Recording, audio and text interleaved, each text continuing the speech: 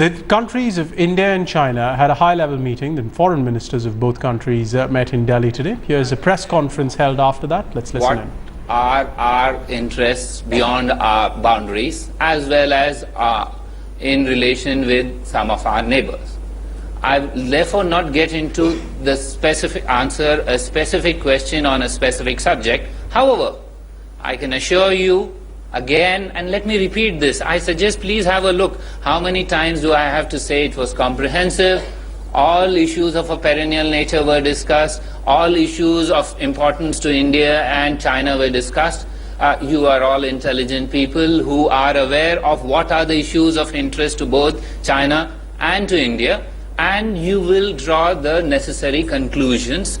But please, I request you not to adopt a fly on the wall approach, because this way you're not going to get anywhere. What you need to see, step back and see, was this the first meeting? How did the engagement go? Was it comprehensive? Was it substantive? Was it productive? What does it lead to? In terms of the nitty-gritty, you can say, well, was this discussed? How long? What is discussed? We can go down that route, but it's not our intention to go down that route. Our intention is to give you an understanding of the tone, tenor, and trajectory of the discussions. And let me repeat, the tone, tenor, and trajectory of the discussions were that they were cordial, they were useful, they were productive, and they were substantive. Just 1 minute, Jayant. Sir, in recent past, Government of India had maintained, that includes after the meeting of Chinese Premier with Dr. Manmohan Singh, that peace and tranquility along the border is the cornerstone of India-China relationship. Does that position still hold?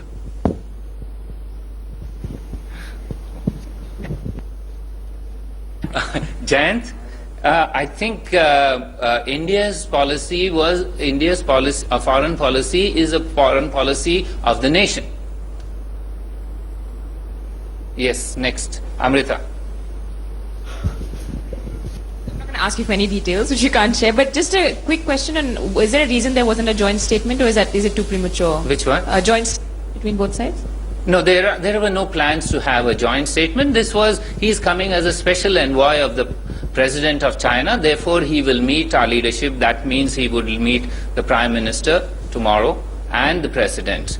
Since he is here, we utilized the opportunity to have the first substantive engagement at the foreign ministers level. This is not only a visit or talking between two foreign ministers, because Foreign Minister Wang comes here as the special envoy of the Chinese President. Yes, just 1 minute.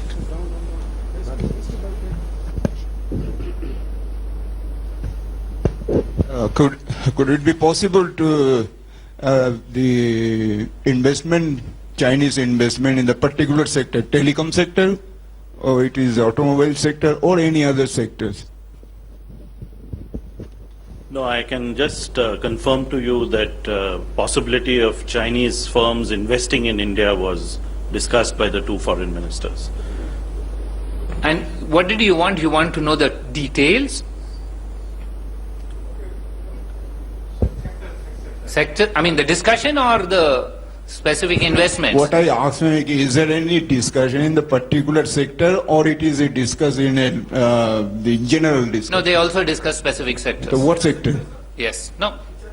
Okay, I understand your interest in going down that route. At this stage, we've told you, we will give you a again let me repeat, we are willing to give you an understanding of the trajectory, the tone, the tenor of the discussion, not the details. We are not conducting public diplomacy lectures here. We are conducting foreign policy of a country. So please understand, while we can share with you the atmospherics, the major issues we've indicated to you, etc., we can't get into the nitty-gritty of a meeting which has just been completed, this first important engagement between India and an important neighbor.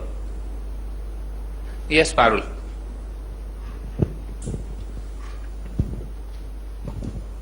Did this SR mechanism, was this issue discussed? Will the same format continue, and any dates that were discussed for their next meeting?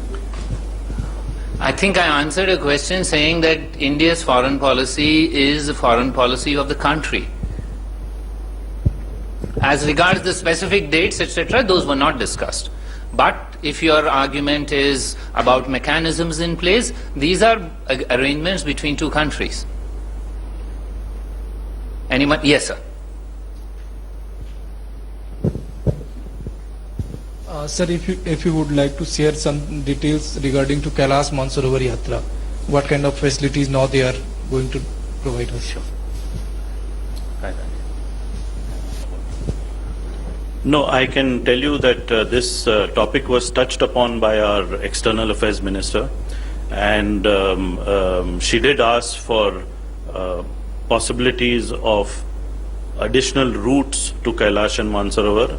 She did talk about the possibility of increasing the number of pilgrims who can go on the Kailash Mansarovar Yatra organized by the Ministry of External Affairs, and these were very general ideas which were discussed. There were no details at this point of time. She also thanked the Chinese Foreign Minister for having kept the cost of the yatra on the Chinese side constant for the last couple of years. So these were some of the points on Kailash Yatra which were discussed by our Foreign Minister with Chinese Foreign Minister.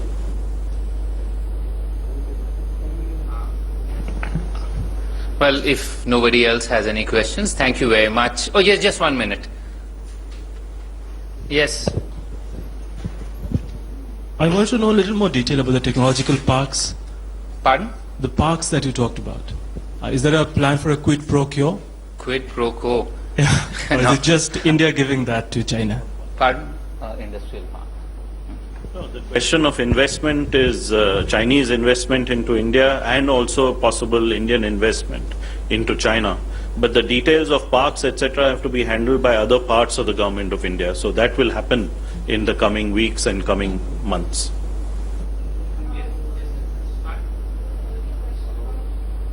How will India expect China to correct the trade imbalance? That was the answer.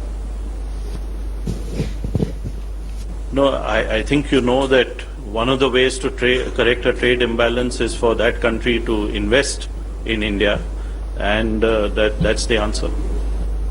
Yes, last question. Just a minute. Please, he'll get the mic.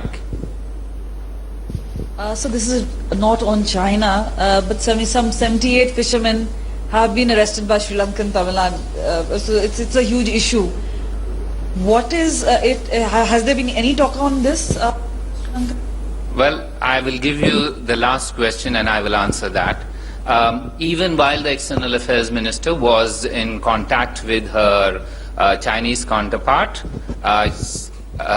she has instructed our embassy, our High Commission in Colombo to actively pursue this. Our High Commission right now is taking this up with the Sri Lankan authorities. That's the latest update that I have for you on this. Thank you very much. Syed Akbaruddin, the spokesperson of the Ministry of External Affairs, not going into details but saying it was a cordial discussion between Minister Wang and Minister of External Affairs for India, Sushma Swaraj. Of course, remains to be seen just how far that discussion will go on. Remember, Wang meets both the Prime Minister and the President of the country tomorrow.